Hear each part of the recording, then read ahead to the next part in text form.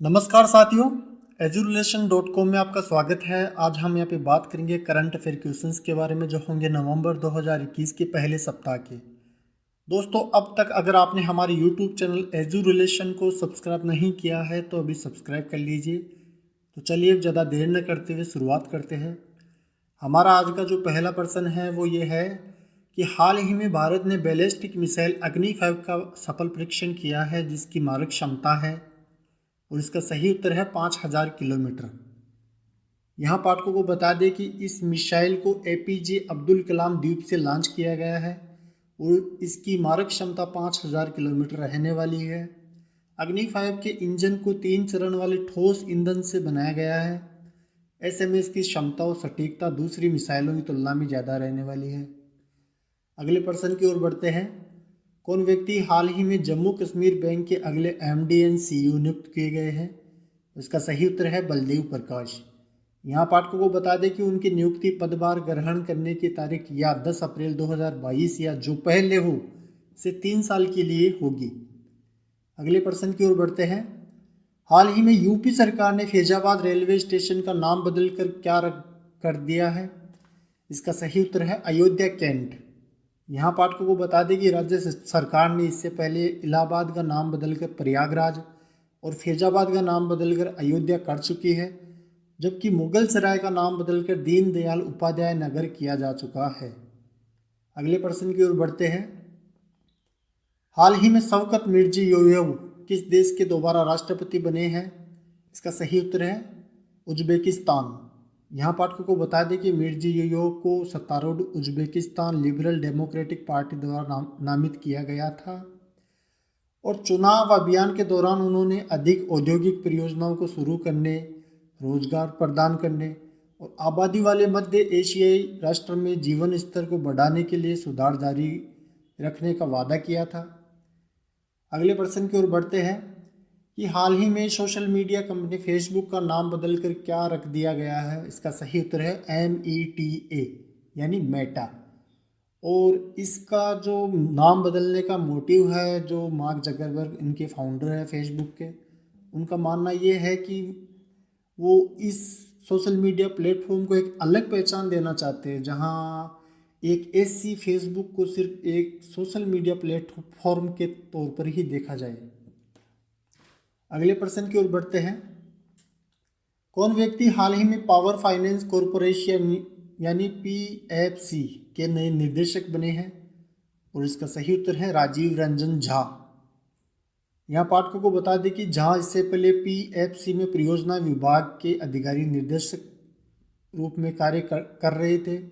झा के पास अक्षय ऊर्जा ऋण पोर्टफोलियो संभालने तथा परियोजना मूल्यांकन विशेषकर स्वतंत्र निजी बिजली परियोजनाओं के लिए एक क्षेत्र में व्यापक अनुभव है। अगले प्रश्न की ओर बढ़ते हैं। प्रतिवर्ष अंतर्राष्ट्रीय इंटरनेट दिवस कब मनाया जाता है? और इसका सही उत्तर है 29 अक्टूबर को। यहाँ पाठकों को बता दें कि यह दिवस प्रतिवर्ष 29 अक्टूबर को इसलिए मनाया जाता है क्योंकि इंटरनेट की शुरुआत साल 1969 में परमाणु युद्ध के दौरान हुई थी, जिसमें अमेरिका में सेना के लिए एक कंप्यूटर नेटवर्क तैयार किया गया था, जिससे युद्ध के दौरान सूचनाओं को एक जगह से दूसरी जगह आसानी से भेजा जा सके। और ध्यान रहे कि चार्ल्स लाइन ने 29 अक्टूबर 1969 को पहली बार इलेक्ट्रॉनिक संदेश प्रेषित किया था। अगले प्रश्न की ओर बढ़ते हैं। हाल ही में उत्तराखंड के किस शहर में भारत का पहला एरोमेटिक गार्डन खुला है? इसका सही उत्तर है हल्द्वानी। यहाँ पाठकों को बता दें कि 3 एकड़ क्षेत्रफल में तैयार इस एरोमेटिक गार्डन में 140 सगंध प्रजातियों को लगाया गया है।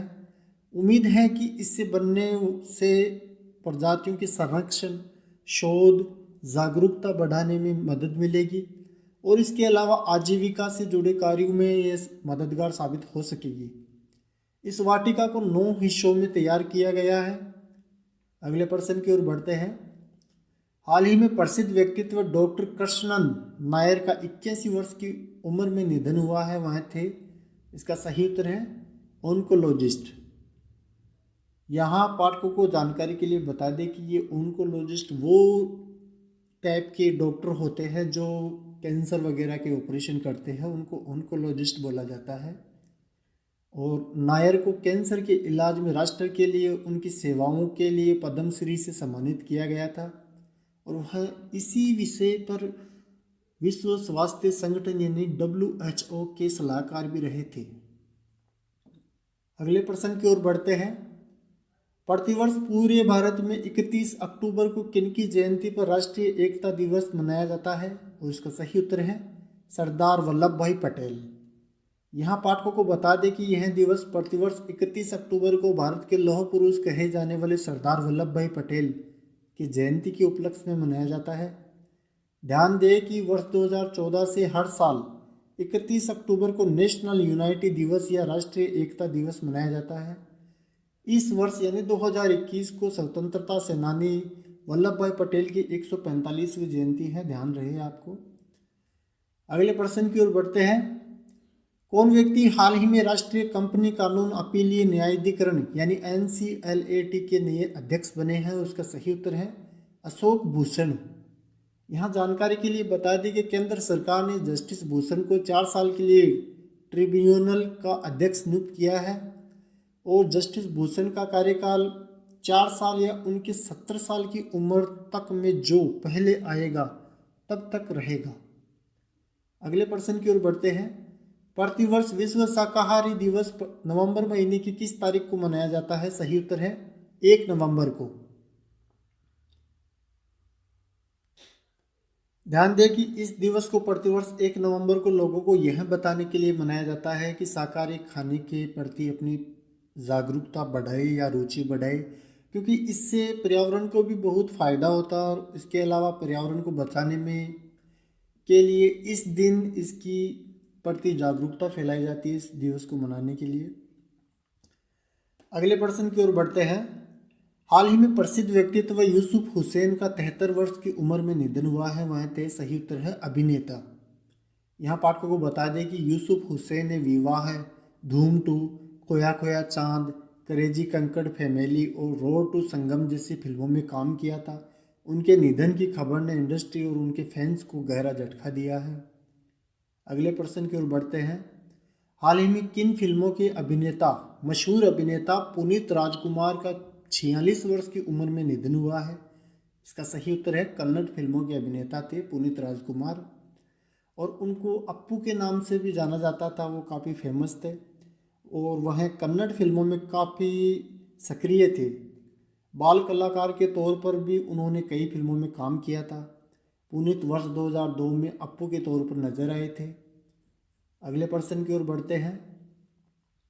हाल ही में अफगानी खिलाड़ी असगर अफगान ने अंतर्राष्ट्रीय खेल से संन्यास लिया है, वह किस खेल से संबंधित है? सही उत्तर है क्रिकेट।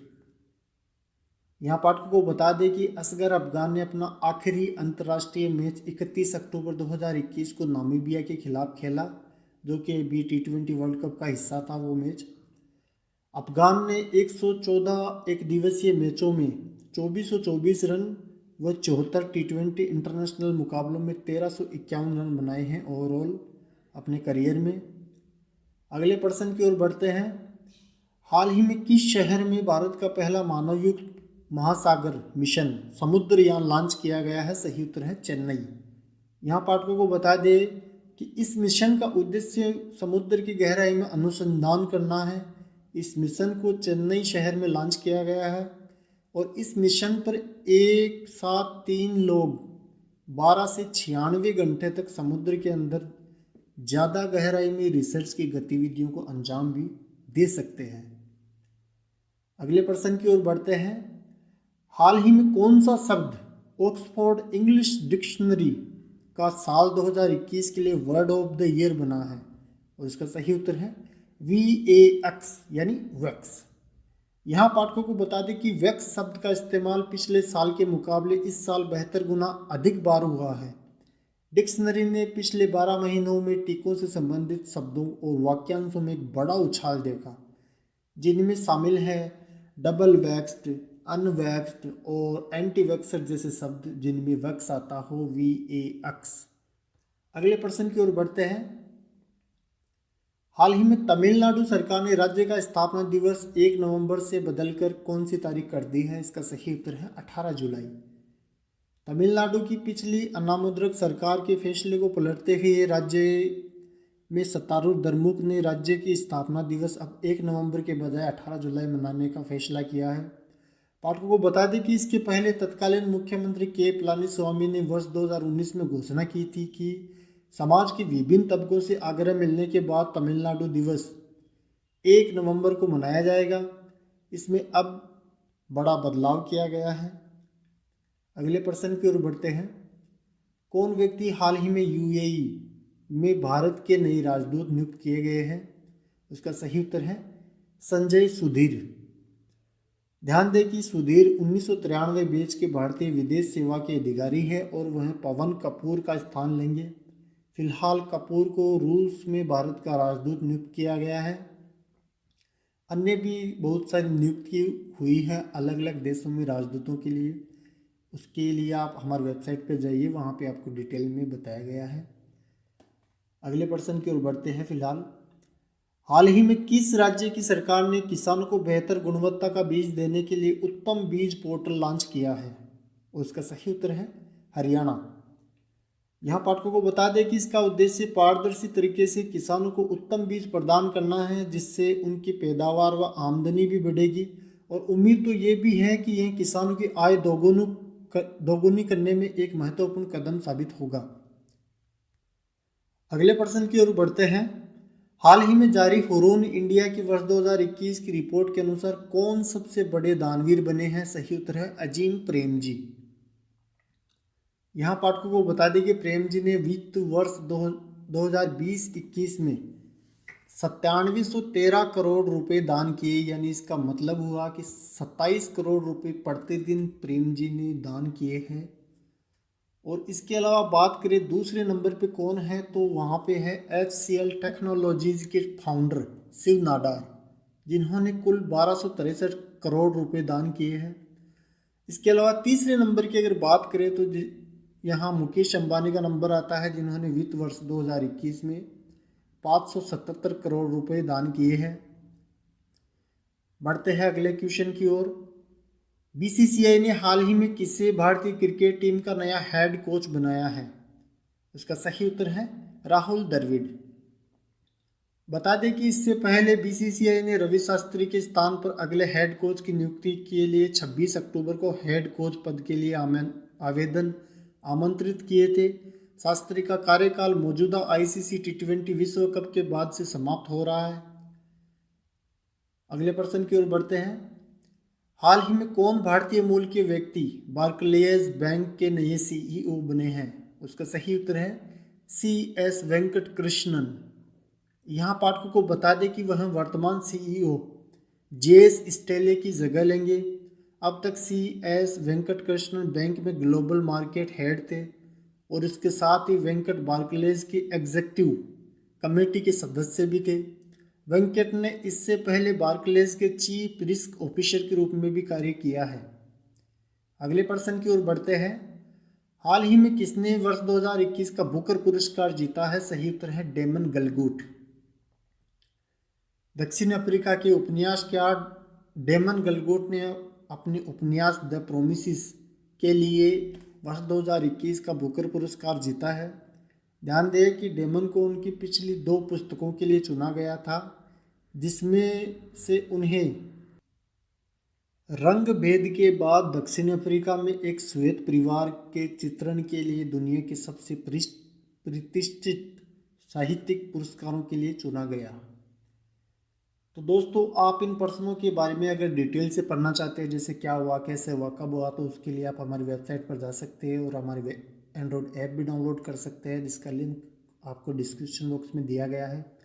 साथ ही आप इन प्रश्नों की मुफ्त PDF भी डाउनलोड कर सकते हैं, जिनका भी लिंक आपको डिस्क्रिप्शन बॉक्स में दिया गया है। आप हमें बताइए कि आपको हमारा ये वीडियो कैसा लगा। अगर अच्छा लगा तो इस वीडियो को लाइक करें, अपने दोस्तों के साथ शेयर करें और हमारे YouTube चैनल को सब्सक्राइब करना ना भूलें। इस वीडियो को आपने अंत तक देखा, इसके लिए आपका बहुत बहुत धन्यवाद। मिलते हैं आपसे अगले सप्ताह कुछ ऐसे ही नॉलेज के साथ। तब तक अपना ख्याल रखें, सुरक्षित रहें। जय हिंद, जय भारत।